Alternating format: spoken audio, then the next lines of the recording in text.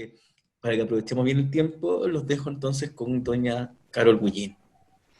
Muchas gracias. Aquí voy a compartir un poco mi presentación para poder, obviamente, colaborar con unos conceptos claves de inteligencia artificial. Por el chat. Ahora ven mi presentación, me imagino, ¿no? Voy a...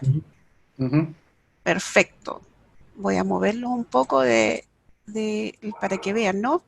Ven bien la presentación, entonces yo voy a hablar hoy de inteligencia artificial como una técnica computacional, pero dentro de un contexto de crisis sanitaria. Yo soy enfermera, luego hice un doctorado de informática, después un postdoctorado, pero me enfoco específicamente para el acceso a la justicia y obviamente mis colegas que vienen después que yo van a explicar en un contexto más chileno.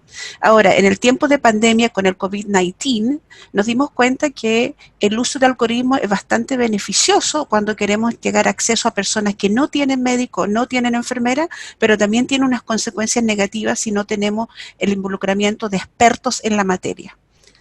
Entonces, me gustaría mostrarle un poquito algunos ejemplos del mundo digital, mostrarle qué significa un algoritmo, y estoy muy consciente que hay algunas colegas que me hicieron algunos reparos y decir, claro, pero explica qué es lo que es un algoritmo, lo voy a explicar hoy día en unos minutos, y obviamente usar evidencia científica. Hay muchas referencias que aquí ustedes pueden tomar nota y después revisar en su propio tiempo, y las oportunidades que agradezco públicamente al Instituto de Estudios Judiciales de Chile, que está comprometido con innovación, está comprometido de poder sobre todo crear nuevas oportunidades a nivel educacional, pero importantemente es para la práctica y el acceso a la justicia, y agradezco también que invitaran a una persona como yo de tan lejos, ¿no?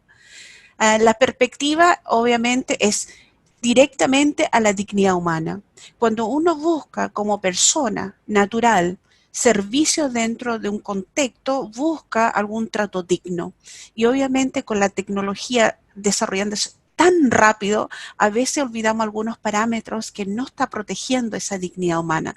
Y de eso me refiero hoy específicamente, ¿no?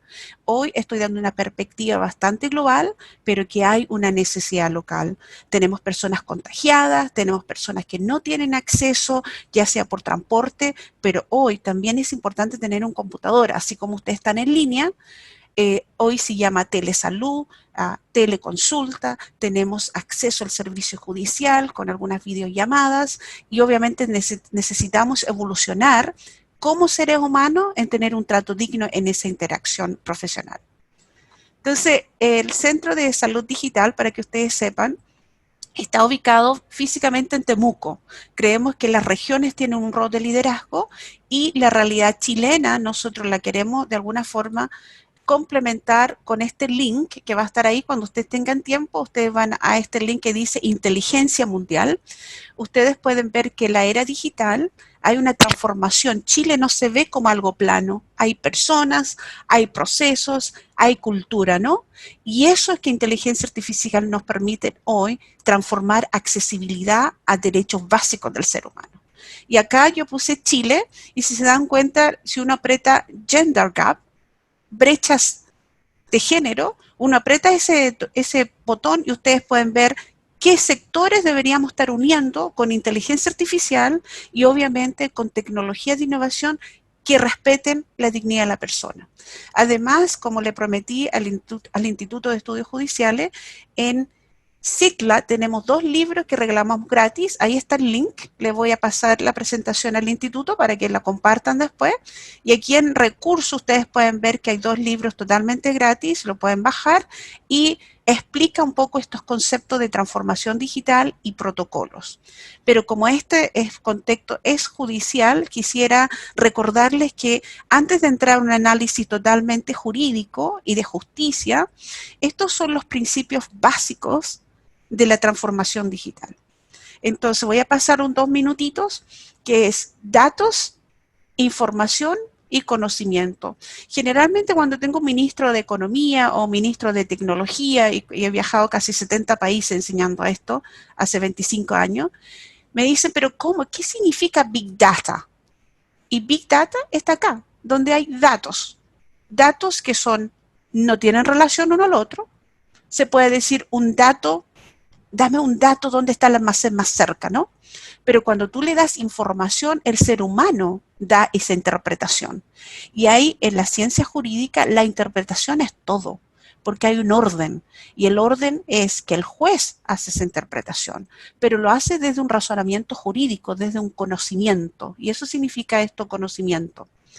¿Qué significa en términos prácticos cuando uno no está dentro de una ciencia? Está, como digo yo, en forma muy chilena, porque de corazón sigo siendo chilena, cuando uno está arriba de la pelota y está tomando políticas públicas y está haciendo intervenciones de crisis, gestión de crisis, gestión de rescate y todo esto, uno tiene datos, pero si no tiene protocolos o no tiene reglas a seguir y no tiene el conocimiento, uno pone en riesgo la dignidad humana, porque el contexto lo define todo.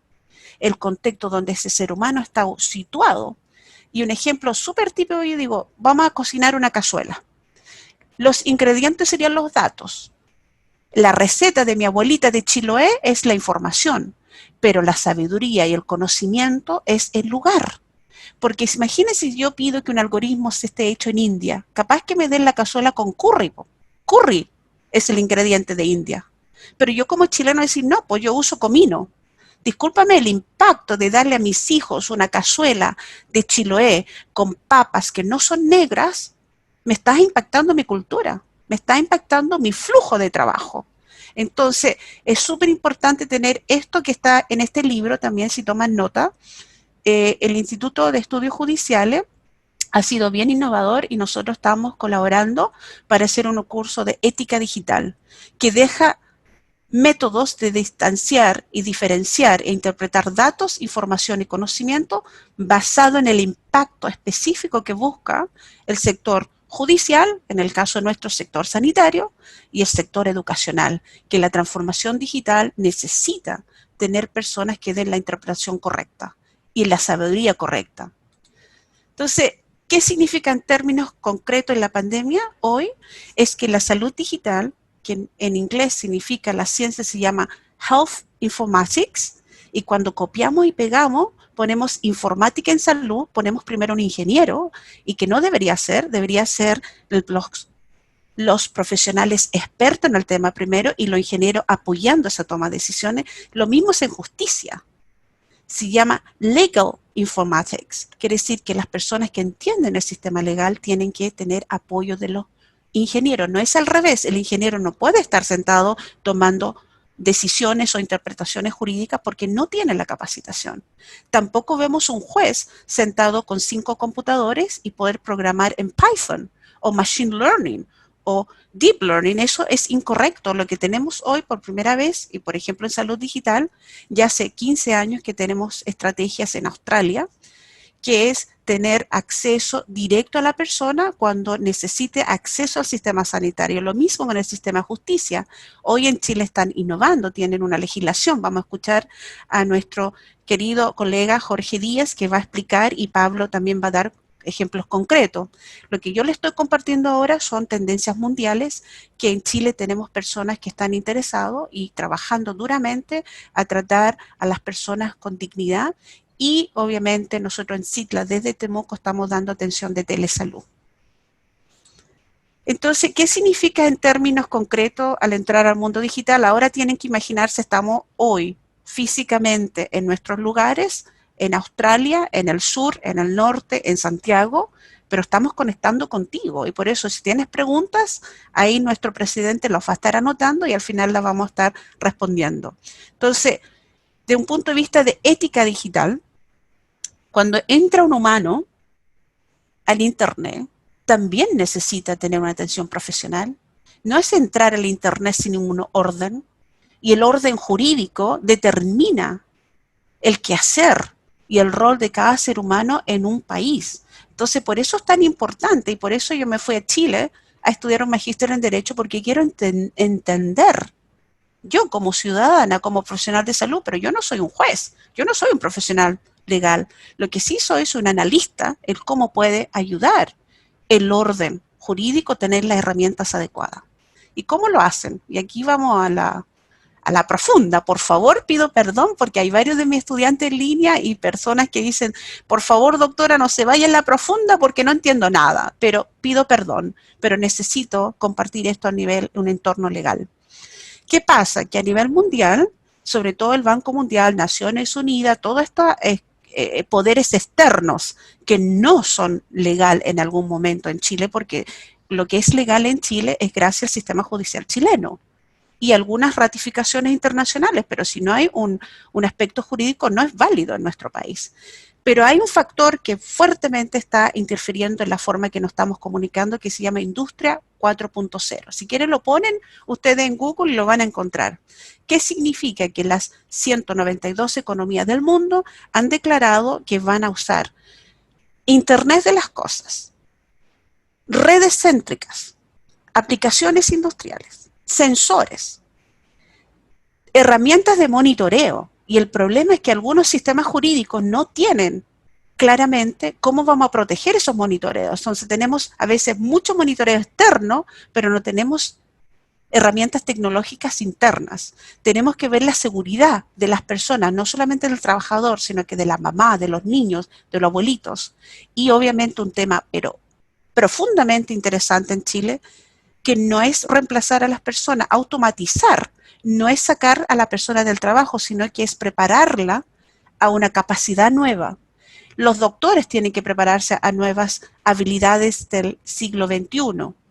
Las enfermeras, los jueces, los abogados, todos tenemos que evolucionar a la industria 4.0 y esa mano que pongo por ejemplo es que cada profesional jurídico tiene que entender que ese algoritmo y esa mano tiene que ser entendida antes de hacer un acuerdo.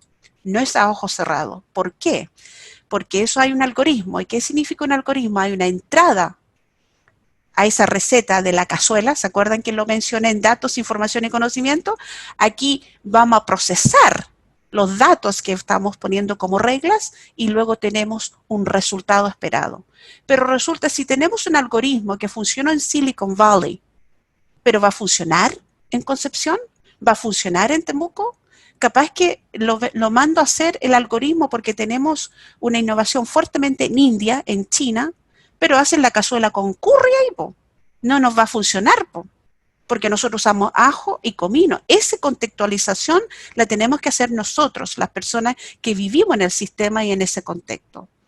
Entonces, nosotros ingresamos al computador basura, conseguimos basura.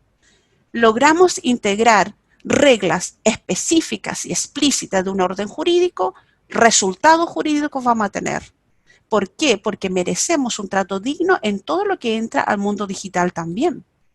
Y aquí es un ejemplo real que me costó un poquito poder traerlo en términos básicos, pero en Nueva Zelanda, y ustedes saben que también tengo una tendencia, y lo declaro por el público que está presente, las mujeres necesitan involucrarse en tecnología, porque las mujeres también tienen otras dimensiones en esos algoritmos. Entonces, hay una entrada en este algoritmo jurídico donde la técnica es Machine Learning, va el formato de ese escrito, de ese documento legal, tiene que tener ese contexto también, que es la interpretación jurídica, para tener una salida. Ahora, si nos vamos a la izquierda, son las personas que ya están familiarizadas con inteligencia artificial, y aquí muestra el contexto, ahí también puse la referencia para que ustedes vayan, tiene datasets gratis, son código abierto. También está en Harvard este mismo dataset, yo lo busqué ayer y está ahí, está accesible. Entonces, buscan un reconocimiento técnico computacional para llegar eventualmente a una preparación jurídica. Entonces, este algoritmo está hecho en ese contexto. Tú podrías tomar este algoritmo, quizás testearlo en otro contexto, pero los resultados van a ser diferentes. Y ese es el riesgo. Y es por eso que, insisto, que hay una forma bastante clara de poder llegar a esta claridad, no técnica, sino que contextual y de conocimiento, es mediante la ética digital. Ahí dije el libro que nosotros utilizamos, de alguna forma todo el equipo de CITLA y los docentes son nacionales e internacionales, entendemos ética digital como una materia específicamente que estudia y evalúa los problemas relacionados a los datos. ¿Se dan cuenta? Ustedes Los datos solamente es lo que necesita el computador, pero quien mueva información, conocimiento y sabiduría es el humano. Entonces necesitamos expertos del conocimiento para ver cómo estas personas están usando en los algoritmos y en las prácticas correspondientes. Solamente el ser humano puede determinar eso y las personas científicas o las personas expertas de esas ontologías pueden determinar esto. Lo puse en inglés también porque no existe esto en español todavía y por eso es que invito a cualquier persona presente, por favor, manden las preguntas, su correo al Instituto de Estudios Judiciales porque ellos van a estar ofreciendo este curso y obviamente vamos a estar hablando de ética digital a nivel de jurisprudencia, a nivel de resoluciones judiciales, el cómo esto se va adaptando o integrando o creando nuevas innovaciones en Chile. Entonces, las prácticas correspondientes, obviamente, en este caso es jurídico y obviamente las soluciones tienen que ser de acuerdo al orden jurídico que existe en ese lugar. ¿Cómo lo hacemos en práctica? ¿Qué sucede ahora? Me quedan solamente unos 5 minutitos, así que por favor pido perdón, pero preguntas o comentarios, por favor mándeselo al presidente Mauricio Lave, que él está anotando todo el equipo del instituto está ayudando a esta interacción mundial. Entonces, el impacto a la dignidad humana tiene que ver con la persona que está sentada mirando estas pantallas, pero todas estas miles de personas que están impactando en forma tecnológica, pero una vida humana. ¿Por qué digo esto y que lo enfatizo? Porque obviamente yo estoy en el sector de educación, del sector legal y el sector sanitario, pero hay un impacto que está sucediendo con ustedes o sin ustedes. Es su libertad. Pero esto por gravedad va a suceder, va a entrar un algoritmo a su práctica, va a entrar un algoritmo a su vida cotidiana. Si una persona ha tenido la oportunidad de estar en un aeropuerto, que gracias a Dios esta pandemia, no he viajado hace mucho tiempo, gracias a Dios porque estoy más con la familia, pero cuando íbamos uno al aeropuerto, en la maleta se iba automáticamente a un sistema, ¿no? Y ya no sabía dónde estaba mi contenido. Bueno, hoy, con esta crisis sanitaria, tú tienes que saber cómo resguardar tú propios deberes, tus propios derechos, porque esto está sucediendo contigo o sin ti. Y esto hoy lo que invita a todos los colegas que estamos sentados acá es ser activamente aprendices de nuevas oportunidades sin dejar al lado a la dignidad humana. Entonces, acá representa gráficamente, aquí está el robot. Aquí están todos los agentes inteligentes. Aquí está una pantalla mirando tu realidad, pero nuestro enfoque es la conducta humana. La conducta humana va primero, porque la dignidad humana es del humano. Como dice, yo acabo de terminar mi magíster en Derecho el año pasado y había un concepto muy profundo que me llegó a mi alma, que es un acto de fe. Antes de llegar a la creación de leyes, mi supervisor me decía que el acto de fe, de alguna forma, es nosotros como humanos creamos leyes para humanos con humanos. Entonces, lo mismo con inteligencia artificial. Es solamente un instrumento. No podemos dejar que un algoritmo domine tu quehacer sin consultarte a ti, tu derecho fundamental, que es tu libertad. Ahí me inspiré un poco, perdón, pero me encanta hablar de este tema y es por eso que me inspiro tanto. Me quedan un par de minutos. Entonces, en Temuco, está Citla, y nosotros tenemos una cultura de poder no solamente respetar los modelos tradicionales, pero también decirle a los tomadores de decisión en el caso de salud, no tenemos doctores. En salud digital no existen los doctores. Existe el médico que depende del 80% de su equipo, los funcionarios públicos, privados, y que el equipo con una codependencia salva las vidas. La pandemia lo demostró. Salud digital es eso. También promovemos y ejecutamos no Smart City, no la ciudad, sino que Smart Living. Las personas que viven cerca de la naturaleza tienen mejor salud mental, tienen mejor, pero no tienen acceso al Estado. Y eso es lo que estamos mejorando nosotros en salud y obviamente el sistema judicial de Chile está innovando con algunas legislaciones que nuestro colega va a hablar después de esta presentación. Y por último, lo invito a cualquier persona que nos esté escuchando, yo sé que millones de personas van a ver esta presentación porque lo voy a compartir en toda Latinoamérica, en Australia, es toda persona que tenga un cerebro puede ser capaz de crear un algoritmo, no solamente los pensamientos divergentes y convergentes, sino que el cerebro humano tiene dos hemisferios y cuando nosotros creamos un algoritmo, estamos replicando la parte izquierda del hemisferio izquierdo del cerebro, pero además con creatividad dar el contexto para respetar la dignidad humana. Y es por eso que es tan importante que no descartemos a ningún ser humano, porque todo ser humano, no importa dónde nazca, donde esté físicamente, tiene inteligencia. Y obviamente los expertos en la materia pueden ser capaces de plasmarlo a nivel de sistema judicial, educacional o sanitario. Aquí están mis contactos y públicamente quisiera dar las gracias a todo el equipo del instituto, a los colegas que van a presentar después de mí y obviamente a todas las personas que están tomando atención, a nuestro director Nicolás Kettere, a todo nuestro equipo de sigla, hay miles de personas que están ayudando, así que a su servicio. Muchas gracias. Le agradecemos a Carol, le pedimos que nos espere para que al final hagamos la ronda de preguntas. Me quedo con la idea clave de, en este tipo de cosas, la clave está el algoritmo y siempre mirando el enfoque en dignidad humana. Me acordaba de una experiencia que tuvimos el año pasado en el Instituto de Estudios Judiciales, nos visitó un académico español dedicado al derecho procesal penal, Jordi Ferrer, y nos contaba Jordi, que ya se estaba trabajando en varios lugares con algoritmos para tratar de más o menos predecir las decisiones de los jueces respecto de las prisiones preventivas que se debían dar en el marco del proceso penal en un momento en que el proceso estaba en intermedio existiendo lo que los jueces penales saben, presunción de inocencia. Me recuerdo que él también nos dijo algo muy similar a lo de Carol. O sea, ojo, porque el que construye el algoritmo es el que va a fijar los lineamientos respecto de las decisiones. Y por eso hay que poner el foco, y es un poco lo que queremos hacer, en la dignidad humana. Pasemos entonces a la presentación de nuestro querido amigo Jorge Díaz. Te escuchamos, Jorge.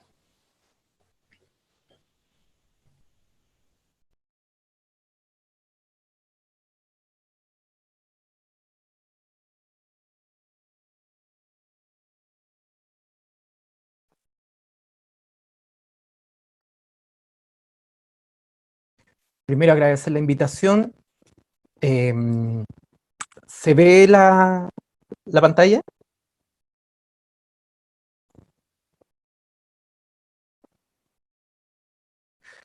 Bien. Lo que planteó Carol es probablemente aquello a lo que debiera orientarse todo el sistema judicial en el sentido de ir adaptando y adoptando nuevos conocimientos que nos permitan obtener resultados oportunos, eficientes, en derecho y garantizando garantizando toda la tutela que debe dar el sistema judicial, en el sentido de que es lo que planteó al final de la inteligencia artificial, es derechamente establecer márgenes en los cuales las decisiones sean predecibles por los intervinientes y que el resultado de un juicio no sea algo aleatorio que va a depender del criterio individual de cada uno de los jueces que le toca conocer de la materia. Mi presentación se divide en tres aspectos. Primero, el origen de cómo se han ido incorporando las tecnologías al sistema judicial. Luego, el estado actual en el que estamos y particularmente a propósito de COVID-19, de toda la normativa que se ha dictado a propósito de lo mismo.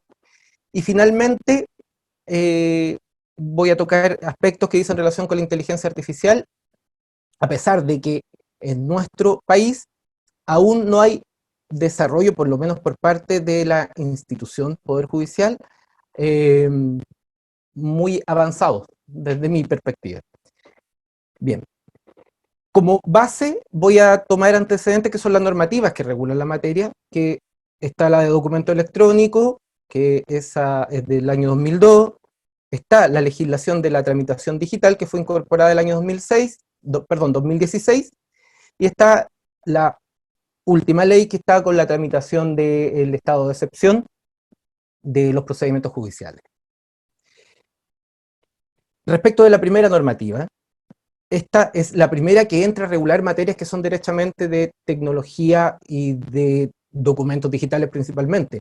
Establece esta regulación para la firma electrónica avanzada, cuestión que fue luego incorporada por la Ley 20.886 sobre tramitación digital, para efecto del reconocimiento de cada uno de los escritos que son subidos por los intervinientes.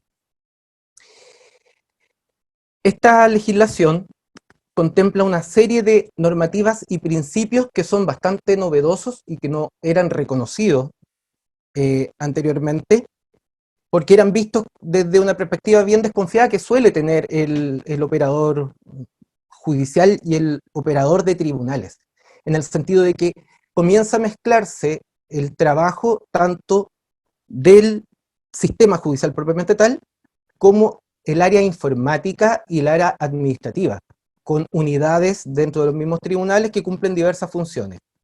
Y bueno, a conflicto y controversia entre los límites que corresponden a cada uno de los prestadores de servicios, ya sea administrador, ya sean los jefes de unidad y ya sea el juez o comité de jueces propiamente tal. Muchas veces con pugnas que van retardando esta posibilidad de entregar un mejor servicio a los usuarios. Esta legislación está establecida principalmente para que los usuarios puedan ingresar todos sus escritos y documentos a través de un sistema, que es la Oficina Judicial Virtual, que todos conocemos, que permite la incorporación de todos estos documentos, permite además ser visualizada a través de la Oficina Judicial Virtual de cualquier parte del mundo. Permite también que este mismo sistema genere las notificaciones a los intervinientes sin necesidad incluso de receptores judiciales, siempre y cuando las partes entreguen datos para su adecuada notificación, que es el correo electrónico principalmente. Este sistema es de uso obligatorio. El respaldo y conservación le corresponde a la Corporación Administrativa del Poder Judicial. Acá está lo que le había señalado respecto a la firma electrónica avanzada, que esta es la manera en la cual los magistrados dejan o dan fe de que son ellos precisamente quienes están suscribiendo las resoluciones que firman. Lo que ya les había señalado, que la presentación de demanda y escrito a través de este sistema, como así también los documentos, y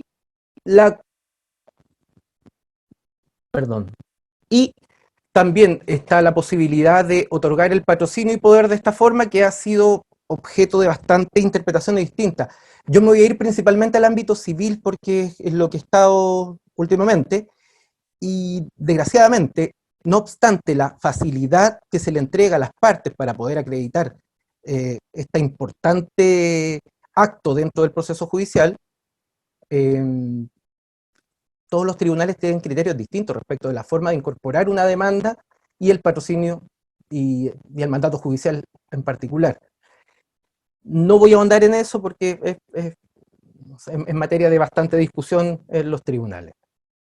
Y están las formas de notificación, como les señalé, que son las de correo electrónico. Además, se genera también una instancia para dar fe respecto de las actuaciones de los receptores judiciales, que también se cuestiona mucho el actuar de los mismos, por lo cual ahora toda actuación de notificación requiere de la georreferenciación del mismo, que a través de un programa que fija el tiempo y lugar cuando se practica debidamente una notificación. Los exhortos también con tramitación a través de ese sistema. Dato importante, que todas las comunicaciones que se realicen por parte de los tribunales, ya sea entre tribunales o cualquier organismo correlacionado, está siempre que estos se practiquen a través de medios electrónicos, ya sea a través de la misma Oficina Judicial Virtual, particularmente con los organismos relacionados, como son notarías, conservadores, y en caso de no ser posible esta forma a través de la Oficina Judicial Virtual, por el medio más idóneo y rápido para la comunicación correspondiente.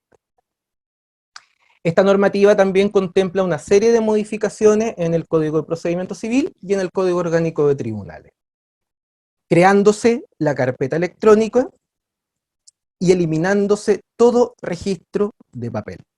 Cuestión que ha sido una maravilla, por lo menos en los tribunales civiles, donde se mantiene un poco de expediente antiguo, pero ya se tiende a la eliminación de los mismos. Lo mismo ocurre con la generación del estado diario, que ya se genera automáticamente, y todo registro físico que estaba de cargo de los secretarios de los tribunales también, incluso el libro de cuentas corrientes de los tribunales, que es como es como una de las labores más importantes de los secretarios, es el cuidado de los dineros del tribunal, y los giros de cheque y todo lo que está relacionado con eso, que al parecer Pablo va a tocar ese punto relacionado con los cheques. A propósito de esta legislación, se dictaron una serie de autos acordados de la Corte Suprema, que particularmente el Acta 71 del año 2016 fue la más importante porque establece una regulación mucho más en detalle.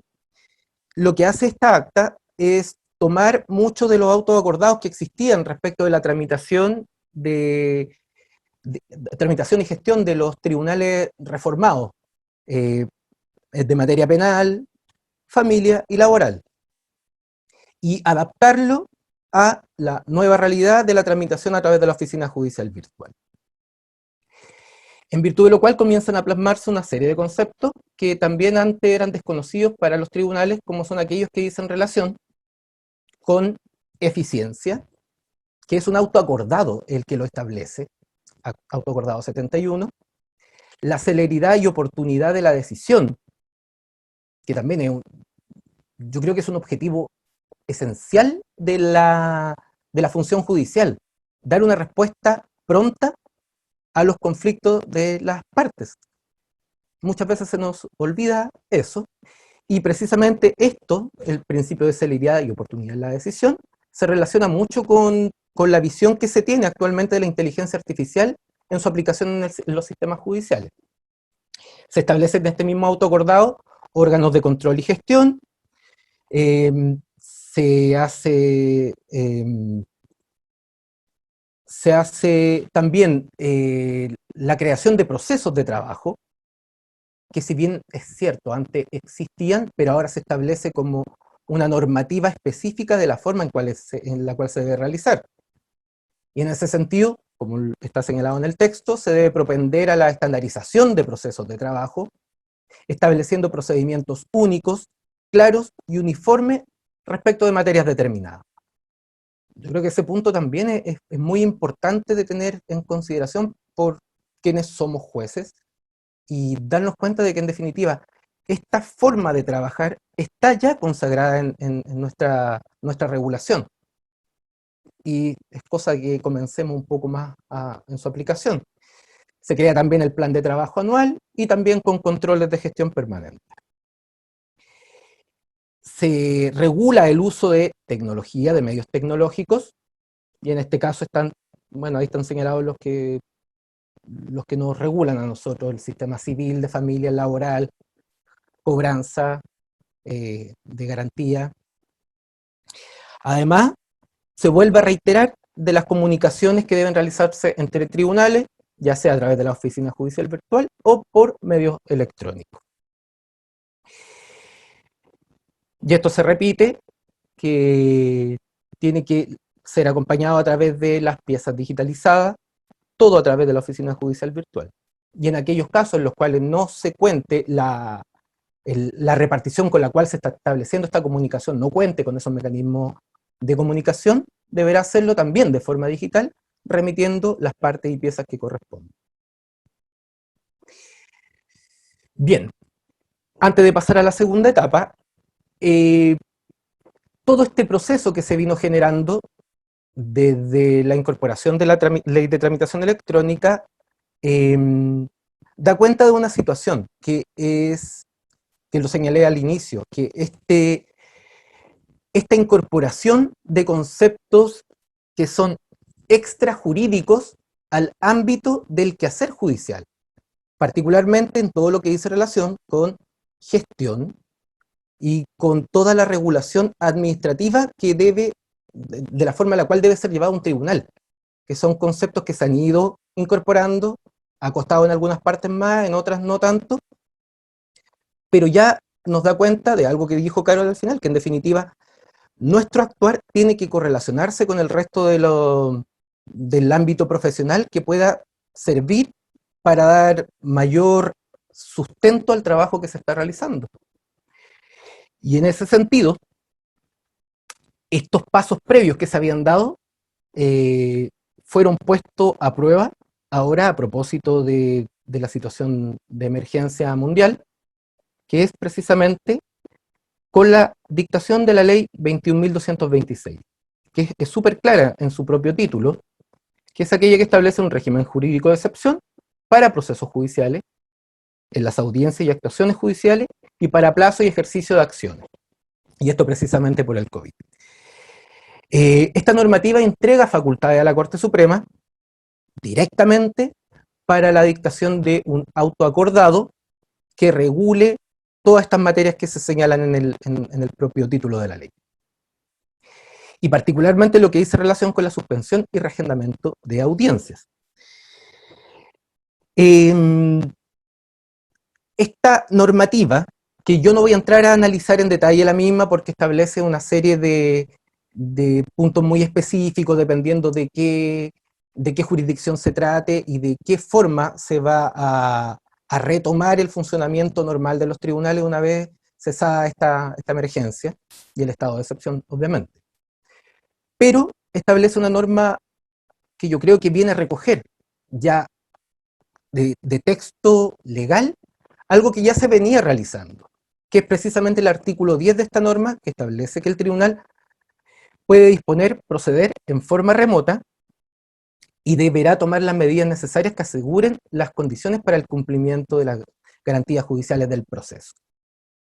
En este sentido, está consagrando expresamente la posibilidad de formas de comunicación digital a través de videoconferencia. No obstante aquello, esta forma de tramitar ya se venía desarrollando por los tribunales cuando recién comenzó esta situación de emergencia. Es decir, la legislación lo que vino a hacer es a reconocer una situación que se estaba llevando a la práctica. Sin una regulación precisa, sin una regulación expresa que se autorizara esta forma de tramitar. Y desde mi perspectiva ha sido la forma en la cual se ha podido seguir manteniendo el funcionamiento del sistema judicial. Y como les decía anteriormente, esta normativa es de los primeros días de abril, pero ya en marzo, el 13 de marzo, el auto acordado 41 de la Corte Suprema establecía una regulación del teletrabajo y el uso de la videoconferencia en el Poder Judicial. Pero esta norma lo único que vino a hacer también es reconocer, y como lo dice en la parte final de esta lámina, la experiencia positiva de diversas iniciativas locales hace necesario el establecimiento de un marco común que entregue una regulación uniforme para el uso de esta herramienta del servicio. Es decir, que fue la práctica judicial la que generó la dictación de esta parte específica de la normativa que estamos tratando. Y con los objetivos y finalidades que es de regular y mejorar el teletrabajo en el Poder Judicial y asegurar la continuidad en la administración de justicia.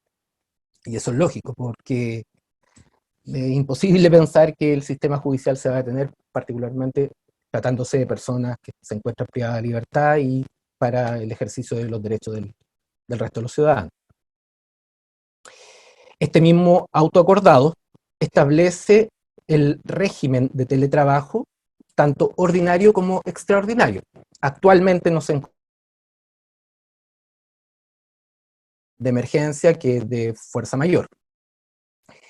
Pero también contempla la posibilidad del teletrabajo ordinario, y esto será solamente por razones de buen servicio, las cuales serán calificadas por el juez del tribunal. Es decir, que incluso cuando concluya esta crisis sanitaria y el estado de excepción, será posible aún establecer esta forma de trabajo de teletrabajo, tratándose de situaciones de buen servicio, como lo señalé anteriormente. También está la posibilidad para los jueces, y en cuyo caso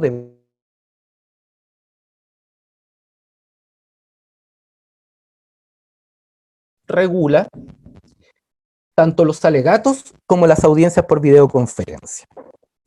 Nuevamente, es el autoacordado, una normativa de la Corte Suprema que fue generada con antelación a la legislación dictada por nuestro Congreso. Y a propósito de la ley 21.226, es que se dicta, en virtud de las facultades que le otorga el artículo primero, este autoacordado 53, que es el que regula el funcionamiento del Poder Judicial durante la emergencia sanitaria. Establece como principio básico la protección de la vida y la salud. También como uno de los objetivos y finalidades es el acceso a la justicia, la transparencia y continuidad del servicio judicial. Y nuevamente viene a tomar el aspecto en lo que dice relación con la utilización de medios electrónicos.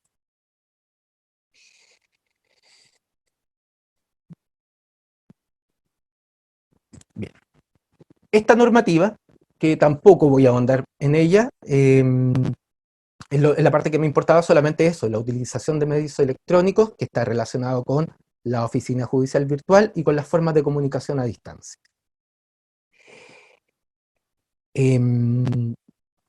Bien, ahora como tercera parte voy a hacer un análisis de cuál es la situación en la cual está nuestro Poder Judicial respecto de la implementación de nuevas tecnologías. Ya derechamente, la Corte Suprema está trabajando en la elaboración en una comisión de multicompetencia, que su objetivo es unificar todos los sistemas en uno solo, que permita el acceso con una sola clave a un solo sistema, en definitiva. Que ya no exista el SITFA, SITSI, SITLA, SITCO y todos los demás. Y ha trabajado en una serie de ítems que son los que están señalados en el cuadro. Esto dice relación más que nada con aspectos de gestión, de control y de facilitar un poco el acceso a los usuarios, que son los jueces, para jueces y administradores y la gente que trabaja dentro del sistema. Ahora bien, como proyecto ya de innovación del Poder Judicial, aunque sea a nivel básico, no en los términos que los planteó Carol, está precisamente el de la tramitación masiva de juicios ejecutivos, como así también la tramitación masiva de recursos de protección, en los cuales un sistema que está ya en las cortes de apelaciones hace un reconocimiento con los datos ingresados por las propias partes respecto de recurrente, recurrido, y el sistema entrega una respuesta, una resolución judicial, una sentencia, con esos datos que obtiene de la misma información que se le entrega por parte de los usuarios. En algunos está en etapa de prueba y como proyecto piloto. Hay otro que también es conocido por las Cortes de Apelaciones, que es el relativo a las órdenes de no innovar, que existe un sistema de reconocimiento de texto en el cual envía la alerta cuando existe una orden de no innovar solicitada por algún recurrente. Y aspecto de inteligencia artificial en la gestión judicial, me hubiese gustado que estuviese acá en esta ponencia, el juzgado de familia de Coronel, don José Soto, el administrador de ahí, está trabajando en eso. Ojalá que obtenga buenos resultados con lo mismo. Y ahora bien, ¿hacia dónde vamos o hacia dónde debemos proyectarnos? Y es precisamente a aquello que planteó Carol, en el sentido de que todo esto, todos los datos que nosotros estamos incorporando en el sistema, necesariamente requieren de un procesamiento para su utilización de forma más efectiva, más eficiente y más igualitaria. Y lo digo, voy a retomar también el tema que planteó anteriormente, respecto de la inteligencia artificial y el uso de los algoritmos, que probablemente Pablo también va a plantear exactamente lo mismo. Todas estas nuevas tecnologías tienen que ser apreciadas desde una perspectiva de derechos, y que este avance de la inteligencia artificial, entendida como un conjunto de procesos y tecnologías que permiten a las computadoras complementar y reemplazar tareas específicas que de otro modo serían ejecutados por humanos, como tomar decisiones y resolver problemas. Y es aquí el punto donde el trabajo interrelacionado de profesionales es el necesario para obtener una respuesta satisfactoria al uso de esa información o al uso de esos datos. Precisamente porque la base de esta inteligencia artificial está en los algoritmos, que voy a tomar una definición que es de Naciones Unidas, que es específicamente del relator especial sobre promoción y protección de derechos de libertad de opinión y de expresión, que estos algoritmos son códigos informáticos diseñados y escritos por seres humanos que ejecutan instrucciones para traducir datos en conclusiones, información o productos. En definitiva, estos datos entregados, trabajados, elaborados, deben necesariamente ser, disculpen, voy a anotar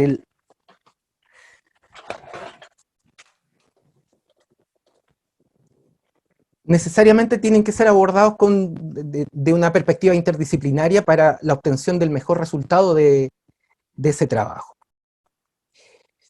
Y precisamente lo que se quiere proteger, y también lo planteó Carol, que este marco jurídico de derechos humanos para la inteligencia artificial debe tener igual una consagración y una visión desde la perspectiva de derechos humanos, tanto como el derecho a la libertad de opinión, a la libertad de expresión, derecho a la privacidad, la obligación de no discriminar, derecho a un recurso efectivo, y particularmente lo que dice relación a la igualdad ante la ley y a la justicia. ¿Y por qué lo planteo de esta forma?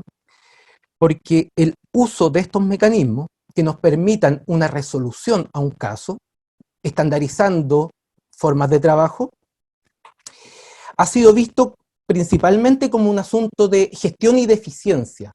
Pero si lo vemos desde una perspectiva un poco más profunda, lo que nos da como resultado es plasmar en la práctica la igualdad ante la igualdad ante la ley, toda vez que si un caso concreto es puesto en conocimiento del juzgador y se trata del mismo caso que ya ha sido resuelto de determinada manera, obviamente el resultado que nos va a entregar el algoritmo, la inteligencia artificial, debiera ser exactamente el mismo que ha tenido otra persona en iguales circunstancias. Por tanto, ¿qué manera más igualitaria tendríamos de solución de conflicto teniendo un conocimiento más acabado de la materia que estamos tratando, que precisamente la inteligencia artificial? Ahora les voy a dejar con ustedes un par de videitos que son muy cortos, ya ahí para ir finalizando.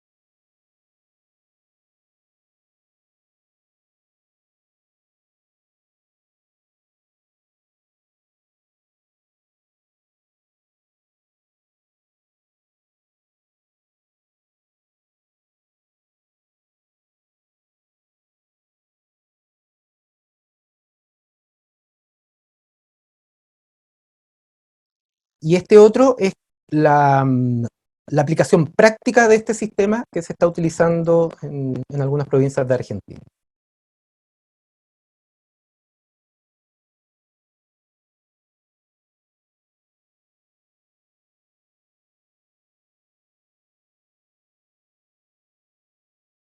Hola. Buenas tardes, Denise. ¿Qué deseas hacer? Crear un nuevo dictamen. ¿Cuál es el número del expediente? 14672. Dictamen creado. Detecté que el modelo es 021 discapacidad KMP. Con el número de expediente, Prometea busca en el sitio web de consulta de expedientes, entre más de 300.000 documentos, va a primera instancia, lee las actuaciones previas, incluida la sentencia del juez de primera instancia, va a segunda instancia, hace lo mismo, y luego saca los patrones de ambas sentencias y los relaciona con los dictámenes ya firmados en la Fiscalía. Así obtiene la solución al caso. Luego Prometea hace una serie de preguntas para adecuar el modelo al caso en particular y luego me da la opción de imprimir o descargar. ¿Cómo es la descripción de la situación de vulnerabilidad que hace la sala? Los actores no cuentan con una vivienda digna.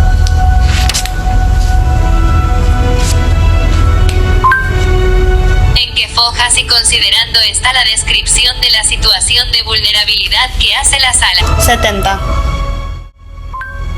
Modelo completo. Imprimir.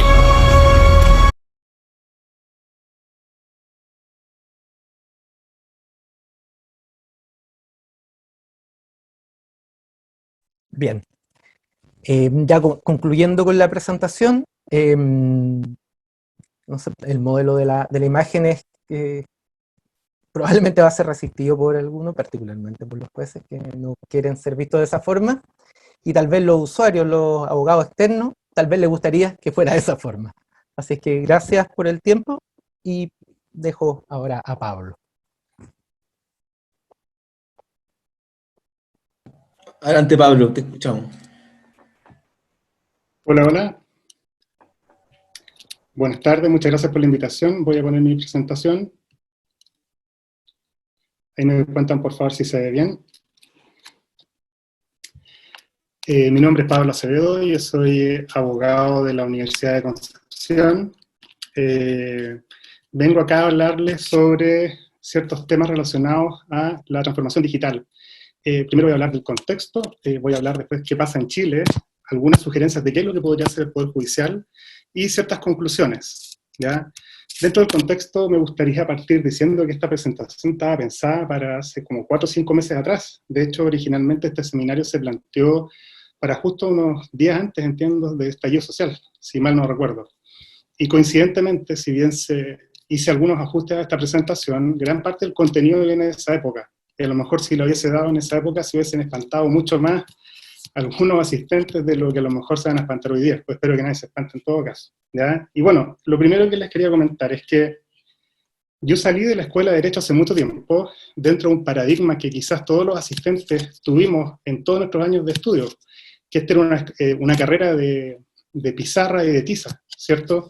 Es más, muchos profesores nos decían que quizás lo único que íbamos a necesitar saliendo de la escuela eran nuestros códigos. Quiero graficar esto para relajarnos un poco con esta foto que representa mi último día de clases en Derecho, en la Universidad de Concepción, hace 20 años atrás casi, donde mi código civil era, por así decirlo, la tremenda herramienta con la que contábamos los abogados, y todos los profesores nos decían ahí, casi con metáforas muy románticas, que necesitábamos más.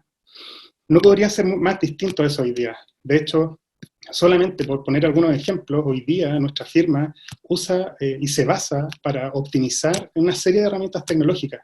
Time billing para efectos de controlar internamente la gestión de nuestra gente, no solamente abogados, sino que también administrativos.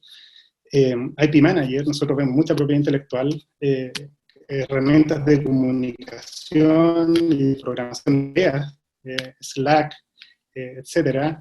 y Trello, y obviamente videoconferencias, que nosotros las venimos ocupando por un motivo muy particular, que nuestra oficina tiene oficinas en Concepción y Santiago, así que forzosamente la videoconferencia ha sido parte de nuestra gestión hace algunos años.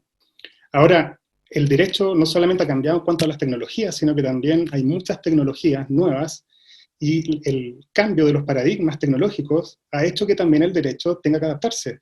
Hoy día el derecho no puede extraerse de lo que pasa en Internet. Internet, derecho de la propiedad intelectual, la ciberseguridad, hoy día se cometen delitos a través de Internet, la impresión 3D, que trae una serie de desafíos para todos nosotros en relación a, incluso hasta éticos, legales. Uno puede bajar los planos de un arma para imprimirlos a través de Internet. Y, un segundito, y, perdón, así como aspectos de privacidad, blockchain, todos los desafíos que trae hoy día la nube en términos legales. De hecho, gran parte del trabajo que hacemos para muchos clientes dice relación con la regulación de la nube. Y por último, temas de inteligencia artificial. Y para efectos de suavizar un poco nuestra conversación, más que hablar de inteligencia artificial, a mí me gustaría hablar de dos conceptos. Primero, el concepto de transformación digital, y segundo, el concepto de automatización y de asistentes. Bien lo dijeron los expositores anteriores, sobre todo Carol, experta en el tema, que acá dudo que alguien se refiera en temas de inteligencia artificial de reemplazar a un juez, reemplazar a una persona y su razonamiento para fallar, pero sí necesariamente tenemos que enfocarnos en que estos son procesos de transformación digital.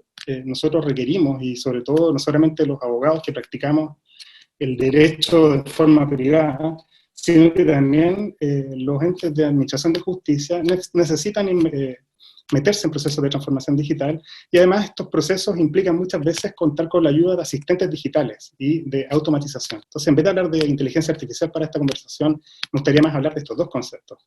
Y acá fíjense que a mí me tocó hablar sobre este tema hace 3 años atrás en una charla en Los Ángeles, donde hablé de algunas tecnologías de inteligencia artificial.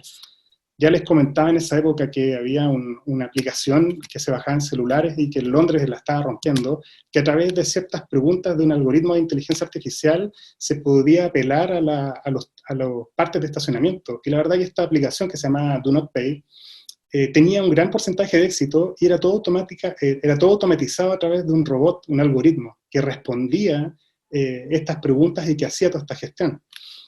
También les comentaba que esto se está incluso aplicando a la misma gente de Do Not Pay para efectos de hacer solicitudes en materia de migración, y con alto porcentaje de éxito. Las personas con un celular, un smartphone, a través de esta plataforma podían hacer ciertos procesos para aplicar estas solicitudes de inmigración. Hablamos también hace 3 años atrás de que habían empresas que habían implementado a través de inteligencia artificial procesos de mediación online, lo que hoy día se llama Online Dispute Resolution, y que es está muy de moda, sobre todo en temas de familia en Europa, por ejemplo. Muy famoso el caso de Irlanda. Y además todo el proceso de mediación de temas de familia se hace a través de algoritmos de inteligencia artificial, donde los usuarios ni siquiera saben que hay un algoritmo haciéndoles las preguntas para efectos de llegar a esta eventual conciliación. Y hablamos de manera bien extensa sobre ROS hace 3 años atrás ya, que en ese tiempo estaba entrando como un prototipo, que hoy día es un servicio bien requerido en muchos estudios de abogados en Estados Unidos, que básicamente hace o reemplaza las labores de un abogado recién egresado, que en Estados Unidos se habla de First Year Associate, y que le da la posibilidad de generar informes, memorándum, estudios. Y si ustedes tienen tiempo para ver el video, que ya vimos un video, no vamos a ver otro video. Es bien interesante cómo este sistema que está ligado a IBM le vende sus servicios a los estudios de abogados. Le dice, Ross no duerme, no tiene hambre, no tiene sed, no sale a carretear. Entonces, bien interesante. Hace 3 años, mucha gente decía, oye, eso jamás va a entrar a Chile, jamás va a entrar al resto del mundo. Hoy día ya estamos viendo algunos procesos donde se están haciendo este tipo de cambios. Jorge habló de Prometea, ¿cierto?, que causó tremendo furor en Argentina a través de la Fiscalía, porque Prometea lo que hace es que propone textos de sentencias en base a la gestión documental. Identifica procesos similares y en base a una serie de requerimientos va construyendo y proponiendo resoluciones que después, obviamente, igual las revisa una persona, esa persona que las sanciona la puede editar y es bastante amable en ese sentido. Por eso les digo que acá el concepto que nosotros deberíamos tener presente es el de un asistente, ¿ya? Y los procesos de automatización. Ahora, ¿qué pasa en Chile? Y Jorge ya habló un poco de cómo la digitalización y la transformación digital está entrando en nuestras vidas. O sea, tenemos un sistema con algunas limitaciones para crear empresas online, tu empresa en un día, perfecto y excelente para separar patrimonio, que es el principal efecto que tiene este sistema, no muy bueno, digamos, para el que quiere, además de separar patrimonio, hacer muchos cambios en su empresa. Hoy día eso ha llevado al absurdo incluso de que se pueda migrar de vuelta al sistema registral tradicional, pero que se tiene que hacer para efectos de hacer ciertos cambios que hoy día el sistema online no aguanta. La oficina judicial virtual, que si no estuviera hoy día, la verdad que estaría completamente colapsada la tramitación judicial en Chile. El sistema de firma electrónica, que si bien muchos de nosotros contamos con firma electrónica avanzada y hacemos muchos trámites de esa vía, a propósito de lo que pasa hoy día y de la contingencia, se han revivido las prácticas de usar la firma electrónica simple. Y todo lo que la ley hace ya varios años nos permitió usar y que nunca lo usamos, hoy día, en materia contractual, sobre todo contratos que no requieren otra solemnidad, otra formalidad, la firma electrónica simple se está usando mucho, ¿ya? Y bueno, les quería hablar de un ejemplo, justamente, Jorge habló de Prometea, nosotros estamos trabajando como estudio con una de las firmas que trabajó en la creación de Prometea para generar procesos automatizados para ciertas gestiones documentales para la atención de clientes. Estamos haciendo algunos procesos les voy a explicar brevemente sobre cómo usar la gestión documental para responder reclamos de CERNAC de ciertos clientes, y además para ciertas actuaciones que son más o menos reiteradas, complejas, pero estandarizables en materia marcaria sobre todo. Contestación de observaciones de fondo, apelaciones, contestación ¿cómo se llama?, de demandas de oposición en materia marcaria.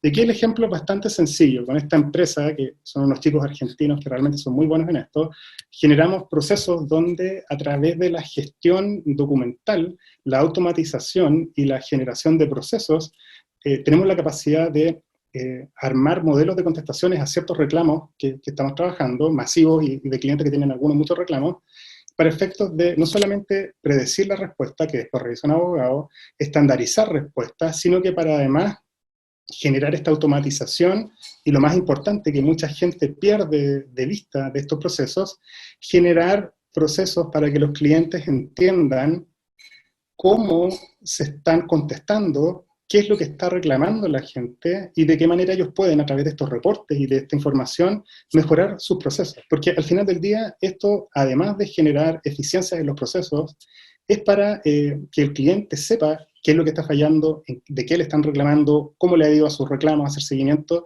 y en la medida que hoy día no existe una forma de aglutinar esta información y de procesarla, es muy difícil y solamente se transforma un proceso que podría ser proactivo y de mejora continua, hoy día muchas veces es un proceso más bien reactivo, ¿ya? Y donde muchas veces las respuestas no tienen un estándar, o dependiendo del tipo de cliente, contratados distintos estudios de abogados contestan de distintas formas. Hoy día se puede generar mucha información de buena calidad en la medida de que estemos apoyados de buenos procesos, estandaricemos, y de hecho, parte de lo que nosotros vamos a conversar hoy día, estoy tratando de ser bastante breve para darle también espacio a nuestra primera presentadora que tiene que irse en un ratito. El Poder Judicial también tiene espacios de mejora, y fíjense que es interesante, yo les decía, octubre del año pasado, haber dado esta charla, mucha gente en el Poder Judicial nos hubiese dicho que estábamos medio locos con las propuestas, hablar, por ejemplo, de videoconferencias para las audiencias. Sin embargo, hoy día, el Poder Judicial está un poco obligado a hacerlo, o sea, la contingencia, no solamente el coronavirus, el COVID, ¿cierto?, sino que también todo lo que pasó en octubre del año pasado, donde incluso hubo tribunales que lamentablemente sufrieron el deterioro de sus instalaciones. Muchos colegas y amigos que son jueces nos contaban desde octubre en adelante cómo están más o menos encerrados en sus oficios. ¿Y eso qué implica? Implica de alguna forma que la realidad nos obliga a producir estos cambios. Y claramente acá no fue no fue la gente de la Asociación de Magistrados, no fue la gente de la Administración del Poder Judicial quien lideró este cambio, esta transformación digital. Al final fue una enfermedad la que está terminando de generar un proceso de transformación digital un poco a la fuerza. Y es importante que aprovechemos bien esta experiencia. Y aquí está graficado con un meme que se hizo bien famoso hace algún tiempo.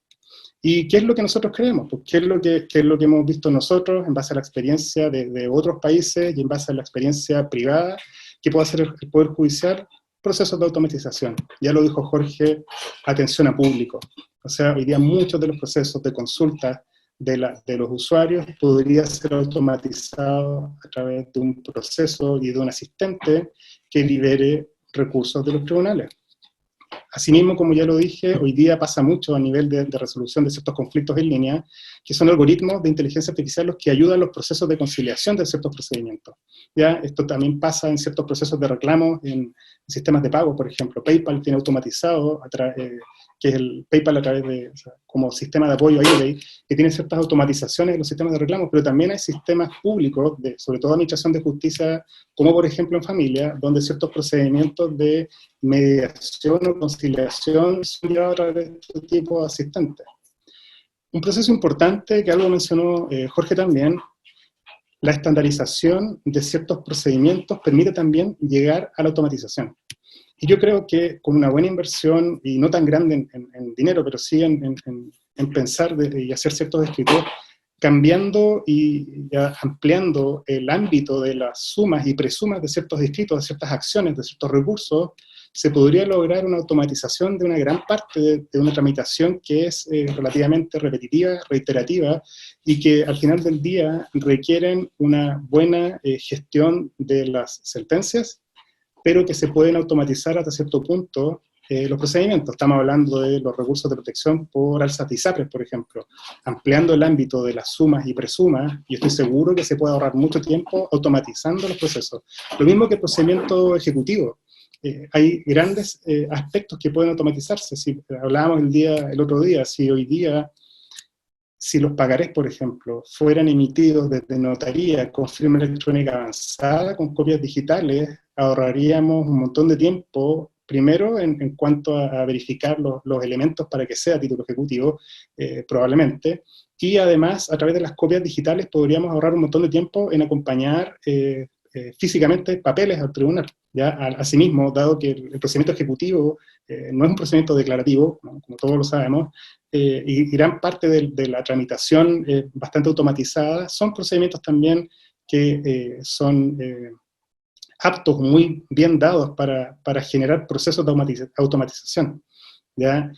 También entiendo y creemos que la inteligencia artificial y estos asistentes y la transformación digital podría servir muy bien para la programación de causas, así como hoy día se usa inteligencia artificial, por ejemplo, para la programación de salas y de cursos en relación a universidades a nivel mundial.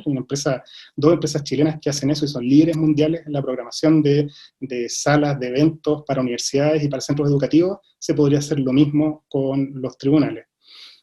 Temas que permiten automatización, la uberización de los receptores, por ejemplo. Hoy día el Poder Judicial podría, y dado que los receptores son también auxiliares de la Administración de Justicia, ahí permítanme equivocarme si es que no lo escribo de forma correcta, podríamos también tener un centro generalizado y centralizado de notificaciones, donde un receptor pudiera de alguna forma postular a una notificación, sobre todo si está cerca del sector a notificar, cosa de que le llegue una notificación a su celular, la acepta y notifica. O sea, hay muchos espacios de mejora para eso. Y así lo mismo como las audiencias por videoconferencias que ya se están haciendo. Insisto, esta lámina está preparada en el 99% de su contenido de octubre del año pasado. Transferencias electrónicas. Hoy día los bancos y muchas instituciones y grandes organismos realizan todas sus gestiones a través de transferencias electrónicas de dinero.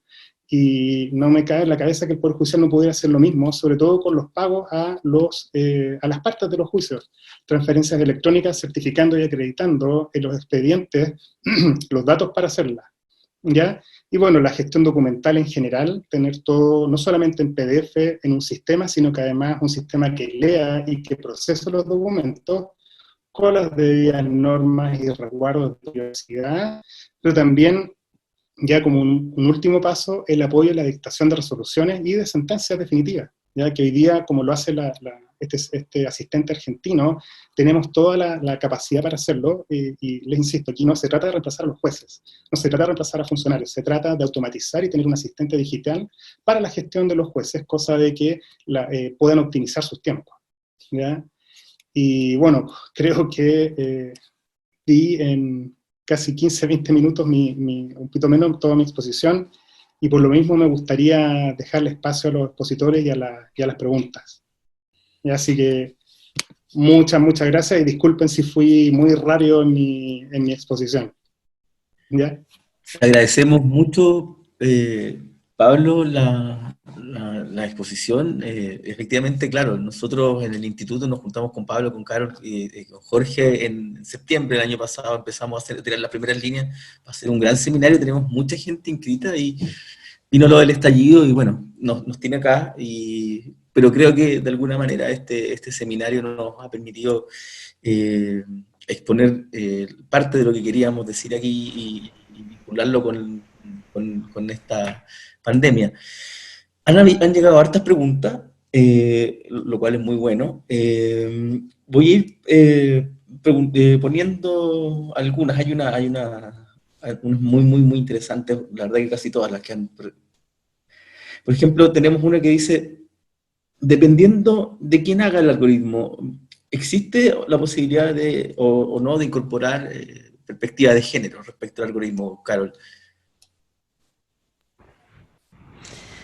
Mira, qué importante esa pregunta porque científicamente, sobre todo en las ciencias computacionales y lo que le llamamos Human-Computer Interaction, interacción entre el humano y la computación, que es una disciplina específicamente con la experiencia del usuario, se han comprobado que a nivel virtual se nota mucho cuando un algoritmo está de forma utilizando una perspectiva de género más que la otra. Se nota mucho cuando hay un equipo multidisciplinario, el algoritmo tiene esa riqueza, pero si tú pones una perspectiva, de alguna forma te va a dar A to B, pero tú sabes que la conducta humana no tiene A to B, sino que tiene muchas aristas de contextualización, que eso ahora en el año 2020, ojo, porque en los últimos 3 años solamente se ha podido capturar de que va a tener un algoritmo actualizado, efectivo, que no está reemplazando una actividad humana, sino que está optimizando procesos, se necesita esa mirada. Si alguno de nosotros quisiera complementar, Pablo, Jorge, siempre las preguntas son en realidad, en rigor son para todos.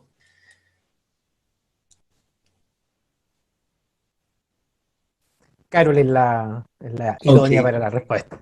Mira, Así es. sobre eso mismo, porque quien pregunta es Carla Triguez, que nos hizo varias preguntas, yo lo estoy desglosando. En ese mismo contexto, ¿se corre el riesgo entonces, sí o no, de perpetuar estereotipos? Y desde la misma, y sobre la misma, Carla nos pregunta, para estandarizar la respuesta, que es un poco lo que estaba planteando Pablo, para estandarizar la respuesta, ¿se deben estandarizar las preguntas o el algoritmo puede identificar patrones comunes? Los dejo ahí, Carol, Pablo, Jorge.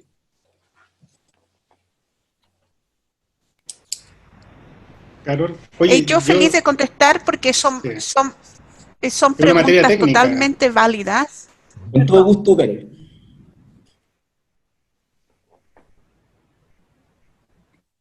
¿Quién comienza, Pablo o yo?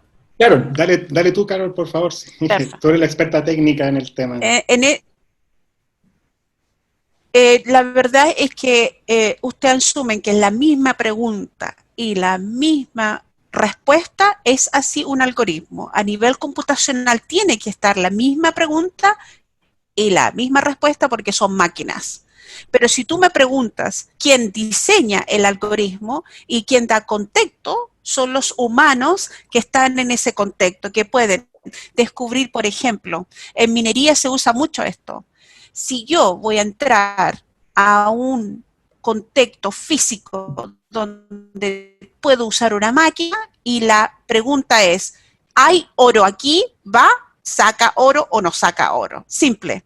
Pero si uso una pregunta tan compleja para llegar a una interpretación tan compleja también, un algoritmo no es suficiente. Es un conjunto de algoritmos que crea un ambiente virtual, y es por eso que necesitas al lado tuyo un ingeniero, necesitas tu funcionario, tienes la persona en la comunidad, tienes la persona al seguimiento. Si estás haciendo una interpretación hacia, en el ejemplo mío, a salvar la vida de esa persona, yo necesito un sensor en cuidado de la casa, una entrada al hospital, una entrada a su cuidado si es una tercera edad. Entonces, es un uso de múltiples algoritmos. Jorge, una pregunta, la dirijo a ti pensando en que te compartimos esta labor de ser jueces. En ese contexto, ¿cómo se podría resguardar la independencia judicial si lo que puede mandar es el algoritmo? Lo que ocurre es que la decisión final la va a tomar el juez en base a los antecedentes que se tengan de la causa, lo que entrega el algoritmo, la respuesta que entrega el sistema, es aquello que probablemente es la respuesta más adecuada, pero eso en base a la información de base que tenga el sistema para entregar una respuesta X. Pero siempre, sí o sí, tiene que pasar por los filtros de quien decide en definitiva, que es el juez en base a todos los antecedentes de la causa. En un orden de ideas distinto, nos llegó una pregunta. Pablo, mira, nos pregunta Eva Paredes. Jorge estaba mostrando la experiencia en Argentina con Atenea, ¿verdad? ¿No? O sea, con... Sí. ¿Sí? Prometea. Prometea, claro. Atenea es la gran librería. En términos porque lo que muestra la lámina, etcétera, el video es la capacidad de analizar en pocos tiempos una cantidad enorme de datos. ¿Mm? Uh-huh. Entonces, en términos y tú has trabajado en eso también en otras cosas, entonces en el caso de la INAPI, de la propiedad intelectual, la cantidad de peticiones son por millones, ¿verdad? El tema es cómo asegurar el margen de error. O sea, mientras más información tengas para alimentar el sistema, mayor probabilidad de tener una mejor respuesta, pero también depende de qué es lo que quieras automatizar. Porque ponte tú en materia marcaria, que es muy específica, tú tienes ciertas causales que son muy reiteradas, sobre todo para la oposición marcaria y para contestar las oposiciones o las ¿cómo se llama?, las acciones de fondo que salen de oficio de INAPI. Entonces, cuando tú tienes una causal, no sé, similitud gráfica o fonética, por ejemplo, y tienes todo un respaldo de jurisprudencia que el mismo Tribunal de Propiedad Industrial va soltando cada cierto tiempo, que es lo que te permite a ti tener la visión más de futuro, obviamente que te vas anticipando y tienes la capacidad de alimentar el sistema para que vaya prediciendo qué es lo que va a pasar. Naturalmente, nada es infalible, y requiere la supervisión tuya para estar ahí encima, pero mientras más datos le das al sistema, más te ayuda a tu labor. Y la verdad es que acá, te insisto, el parametrizar ayuda mucho. En el ejemplo que les da, las sumas y presumas de los escritos ayudan mucho a dar información y parametrizar para que después el juez solamente tenga que corroborar. Ahora, yo soy bien crítico en esto porque yo creo que hemos avanzado un montón, pero tampoco tenemos que perder de vista. Yo hice hace 19 años uno de mis últimos ramos de la universidad, que era adscripción a tribunales y otras oficinas. Ahí se van a reír algunos colegas y yo trabajé un semestre en un tribunal civil. Y a mí me tocó redactar resoluciones desde téngase presente hasta sentencias definitivas. Y muchas veces el que las firmaba ni siquiera las leía y las firmaba y pasaban. Entonces, creo que también hoy día hemos avanzado un montón y el error siempre ha existido. Traspasar el error de una máquina a lo que antes era el error humano, siempre va a seguir existiendo el error. Así que no creo que nos tengamos que enfocar en eso. Yo creo que tenemos que enfocarnos en lo que nos genera mayores eficiencias para que un juez civil que dedica su gran tiempo en un tribunal civil, su gran cantidad de tiempo a ver juicios ejecutivos, pueda tener más tiempo para los juicios declarativos, donde a lo mejor requiere mucho más tiempo de concentración y recursos liberados. Así es un poco lo que nos decía. ¿Querés complementar, Jorge? Adelante. Complementando un poco lo que señala Pablo, que hizo relación a la jurisprudencia. Y precisamente esa sería como la fuente o la alimentación principal que debieran tener estos sistemas para que nos entreguen una respuesta probable. Y en ese sentido se ha trabajado, por lo menos por parte de la universidad, en algunas materias, en materia laboral. Por ejemplo, todo lo que dice relación con las unificaciones de jurisprudencia. La Universidad de Talca ha hecho una importante recopilación de las mismas. En materia civil, la Universidad de Concepción, a propósito del baremo indemnizatorio por accidentes del trabajo. Por ejemplo, esa recopilación de información con datos que pueden ser disgregados, tratándose de materia, vínculo parental, zona del cuerpo afectada, tipo de lesión, toda esa información es información útil para la respuesta final. Y por lo menos ya existen instituciones educacionales que están trabajando por lo menos en esa recopilación de información. Tengo un par de preguntas aquí que yo sé que ustedes ya la han ido contestando. Jimena Boglio de Antofagasta nos señala si los algoritmos van a reemplazar o no al sistema judicial. Yo entiendo que Carol ya algo nos dijo, Pablo también, pero también a mí hay una pregunta que dice relación, y esto es para Carol, ¿cómo conjugar algoritmo y Estado de Derecho y democracia? Precisamente por quién construye el algoritmo, ¿verdad? Carol. Es exactamente, yo creo que todo país, cuando estaba en Washington, D.C., todo país tiene que construir capacidad. Y hoy el coronavirus está demostrando que hay una capacidad entre el derecho público y el derecho privado. Y yo creo que Chile, y eso es lo que más importante, y por eso acepto esta invitación, obviamente, yo no estando físicamente en Chile, no puedo vivir quizás los desafíos diarios que cada chileno está viviendo, pero cuando tú llegas realmente al corazón de esta necesidad hoy en la transformación digital, es que estos algoritmos tienen que respetar esta dignidad humana, porque en esencia, si tú no tienes un balance entre derecho público y derecho privado, tú no puedes crear un ambiente armónico hacia la vida humana como un derecho humano, hacia el ecosistema, y estos algoritmos de alguna forma tú vas creando estas fórmulas matemáticas y de álgebra cuando tú descubres un patrón. Y es por eso que la jurisprudencia es tan importante. Me acuerdo muy bien, mi profesor de Derecho en Chile me dijo, pero claro, es decir, tribunales constitucionales hacen esto, y yo nunca había visitado un tribunal en mi vida, ni como cliente, ni como usuario, nunca había estado en un tribunal, y él me muestra los estudios de ciencias jurídicas que hacen con jurisprudencia y llegan a crear un catálogo eventualmente para poder ayudar a la interpretación de la ley, porque hoy, se lo digo de corazón, no solamente en Chile, sino que a nivel mundial, el derecho privado no puede primar al derecho público, porque el orden jurídico pertenece a todos. Entonces se dan cuenta de los países que han tenido la mejor innovación científica en el mundo con algoritmo, es el peor sistema de salud porque están muriendo personas constantemente porque el derecho privado fue violado.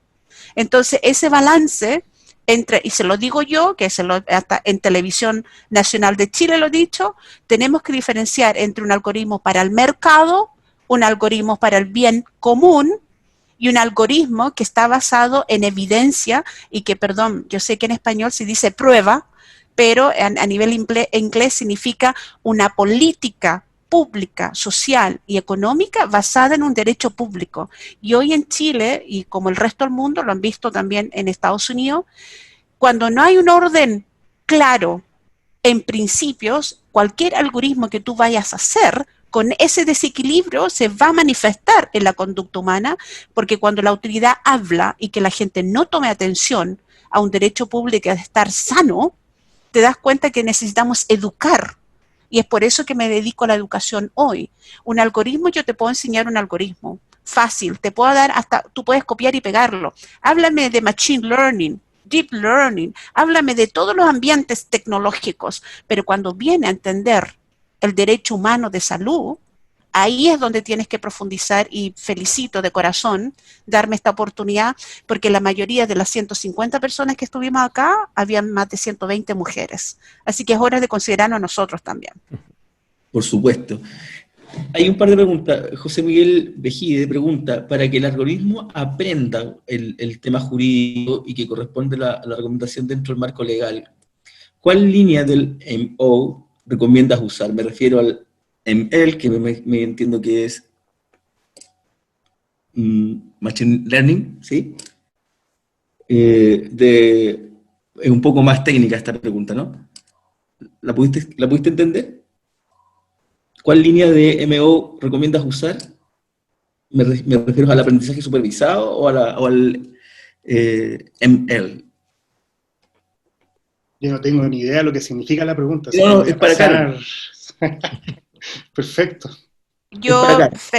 Sí, yo creo que el aprendizaje que puedas lograr, y sobre todo a nivel técnico, depende del contexto. Es por eso que tú pasas mucho tiempo en el código en Python, y obviamente hay ya establecido protocolos, y sobre todo el que estoy trabajando en ciberseguridad, están bastante probados técnicamente en la máquina, pero cuando tú vas a una cultura, por ejemplo, que Jorge lo describió muy bien, tenemos sistemas judiciales, da lo mismo que técnica puede usar si las personas no están preparadas, porque el proceso primero viene del humano y luego la máquina ayuda es como la vacuum machine, es como, ¿se acuerdan cuando salió la aspiradora?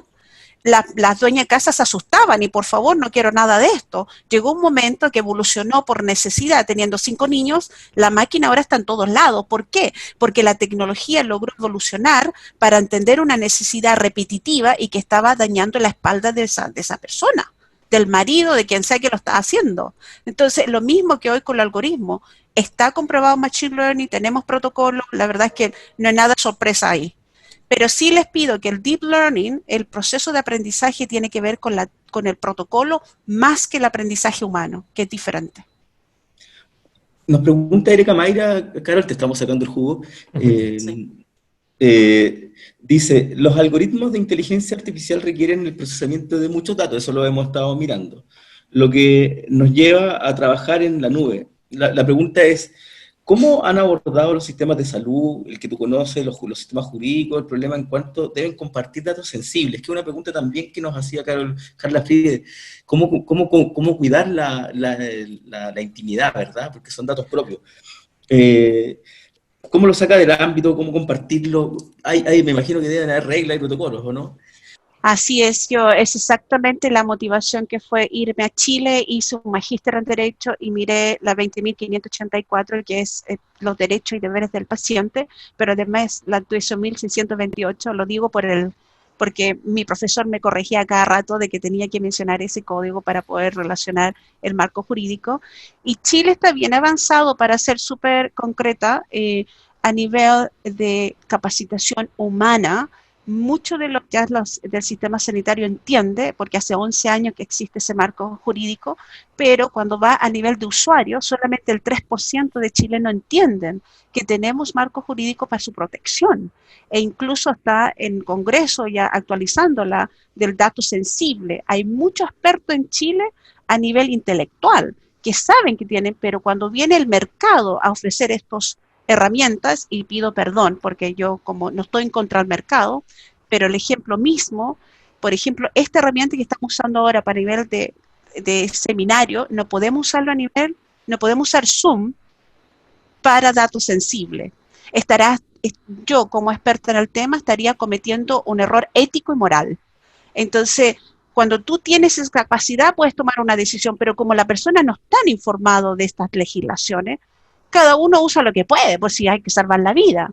Pero cuando viene un momento de building capacity, ahí yo felicito al instituto porque el instituto está ofreciendo ética digital y no solamente para el sistema judicial, sino que también para el usuario. Entonces, felicitaciones, yo creo que estamos en buen camino. Pablo, ¿tú quisieras complementar porque tú has tenido también experiencia respecto a este tema en Chile? ¿En relación a qué punto en particular, Mauricio? ¿Cómo evitar, con la gran cantidad de datos que se maneja, que además van a la nube, evitar que datos sensibles se filtren? Mira, lo que pasa es que yo no me puedo pronunciar sobre temas que escapan de mis competencias, pero yo trabajo con, o sea, yo acá trabajo con un equipo técnico que son, yo le digo computines, por cariño, pero que son personas expertas en temas que yo jamás voy a entender y que son los que tienen todos los protocolos de seguridad, todos los que programan, los que arman estos sistemas, y esta respuesta tiene un porqué. Es imposible que nosotros creamos que esto lo vamos a resolver los abogados. Y si nosotros designamos comisiones de abogados para armar estos sistemas, la verdad que nos vamos a ir a la vez. Aquí hay que dejar competencias, así como en su oportunidad se crearon los administradores de tribunales porque se entendió que eran mucho mejor que los abogados para administrar. Yo creo que hay que tener igual, sin dejar de lado, obviamente, a los abogados, expertos en la materia. Y que los tribunales tengan sus expertos en informática, tengan expertos en nube, en data, en lo que sea. No voy a ocupar términos técnicos que no entiendo. Que nosotros nos dediquemos a las cosas que nosotros sabemos hacer, ¿ya? Y que dejemos de lado las cosas que no sabemos hacer y que hacemos mal, ¿ya? Y fíjate que esto pasa a todo nivel y por causas, la razón que sea, corrupción, política. O sea, yo mientras hablaba, y por eso les digo que es raro tener esta charla ahora después de que han pasado tantas cosas que hace que ya no sea tan novedosa la charla, después de todo lo que pasó de octubre para adelante. Pero ayer veíamos una entrevista de la presidenta del Tribunal Constitucional que hablaba que incluso como que deslizaba que había corrupción en el tribunal en relación a la vista de las causas, la puesta en tabla de las causas. Entonces, ¿por qué hoy día estamos hablando de eso? O sea, ¿por qué no existen asignaciones en base a otros factores que no sea el que está ahí en su momento para poner en tabla una causa? ¿Ya? Y que debería pasar en todos los tribunales, asignar prioridades, pero que sea tener otros factores más objetivos y que no dependan tanto de la subjetividad de la persona que está ahí decidiendo si se ven o no el orden, en cuánto tiempo más. Se habla, bueno, de otros incentivos perversos. Yo creo que debemos dejar las capacidades, las competencias para quienes han estudiado y tienen esas competencias. Habíamos tratado de comprometernos de no pasarnos tanto, aun cuando Carol nos dio una extensión, pero quiero cerrar con esta última pregunta que es muy del ámbito legal. Los invito a los tres a reflexionarla, cualquiera de los tres puede contestar y complementarse, porque también se va repitiendo. Mira, dice, la jurisprudencia cambia, las interpretaciones de las reglas, ustedes saben que el derecho es cambiante. Entonces, respecto de esta necesidad de las modificaciones, porque nos vamos poniendo al día con el devenir del tiempo. La pregunta es si el algoritmo ayuda al avance o puede poner alguna traba. Que es un poco también esta pregunta la hace Luis Avilés, también y la repite en algún sentido Carla Friede. ¿Quién quiere partir? Carol, pero enciende el micrófono. Yo con corazón y mucha humildad, hace 20 años me hice esa misma pregunta y la verdad es que con lo apasionada y lo más joven que estaba también, yo ya ahora ya tengo 50 años, no hay otra forma realmente de dar acceso digno y respetuoso a las personas sin el uso de la tecnología. Y esto va a suceder con ustedes o sin ustedes, va a suceder igual. Lo que yo decidí en ese momento, bueno, prefiero educarme para no sentirme tan ignorante, y obviamente me di cuenta que estaba 20 años veces adelantada, porque lo que hoy vivimos en la pandemia, por primera vez en la historia humana, podemos dar acceso, y lo doy, teleconsulta y salud digital a México, Arica, Antofagasta. Tenemos un grupo grande de CITLA que damos atención a distancia, personas que no tienen los recursos de llegar al sistema sanitario. Entonces, para mí no es un avance, es una cosa de sobrevivir. Pablo, el micrófono. Sí, no sé si tengo algo que agregar, pero efectivamente, o sea, no veo que haya una marcha atrás. Insisto, hay que acostumbrarse a hablar de transformación digital y de asistentes y de automatización. Aquí esto es como especie de mito de que va a haber un robot reemplazando a las personas. La verdad es que vean esto al igual como los que usamos Waze para llegar a una parte. Waze es básicamente un asistente que toma la data que generan todos los usuarios y que a uno le sugiere por dónde ir.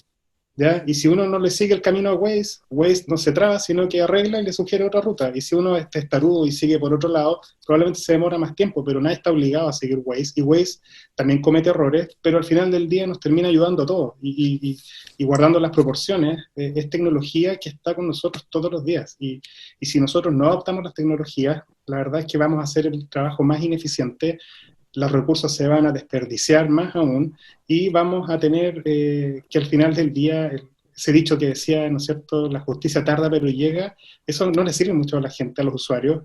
Tenemos que promover las herramientas, promover la automatización, promover los asistentes bajo todos los estándares legales, éticos, morales. Yo creo que son ayudas para la administración de justicia. Muchos de ellos ya se usan en arbitraje, por ejemplo. O sea, no... Te insisto, a mí me cuesta entender hoy día que existan tribunales que no puedan hacer transferencias electrónicas a las partes porque solamente se giran cheques. Y aquí voy a ser bien, que me perdonen, digamos, los magistrados que estén escuchando, pero eso, ¿de qué año es eso? ¿Ya? Y te insisto, y muchas veces... reclamamos por eso, salió una carta en el diario hace un poquito del juez Ricardo Núñez, que también apuntaba sobre lo mismo. Jorge. Sí, yo quería plantear en relación a la pregunta, y complementando lo que ha dicho Carol y Pablo, es que esta respuesta, o la respuesta probable o respuesta predecible, que entregaría este sistema informático, es eso, es la probable respuesta a un caso, pero que, bueno, y que además entregaría un margen de igualdad a las personas que se encuentran en la misma situación de hecho. Vámonos en la hipótesis. Pero también es posible el cambio de criterios jurisprudenciales, y para eso ya viene el trabajo del juez, el trabajo argumentativo, el señalar de por qué esta situación ya no es o ya no debe ser resuelta de acuerdo a esta probabilidad que me está entregando el sistema.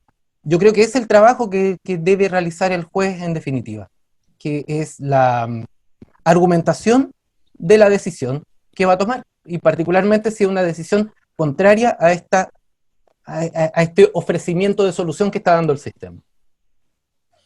Bien, quisiera, en atención a la hora, agradecerle a todos ustedes que están en la página de Facebook del Instituto. Se quedó bastante gente. Nosotros ya son las 9 de la noche, es hora de cenar, incluso ya estamos pasados. Y quería agradecerle a Carol, a Jorge, a Pablo por las excelentes presentaciones, por los documentos que nos han dejado. Esto está todo siendo grabado, lo vamos a mantener en la página del Instituto para que la gente pueda visitar y revisitar. Ahí están los correos, y nos comprometemos con aquellos que nos hagan preguntas para Carol, que está más lejos de nosotros se las vamos a enviar, y contarles que efectivamente estamos a puertas de sacar un pequeño curso respecto de este tipo de cosas. Estamos viendo los últimos módulos para buscar una fecha de lanzamiento, porque efectivamente esto llegó para quedarse y nosotros estamos interesados en participar en la capacitación de nuestros jueces y de nuestra comunidad jurídica.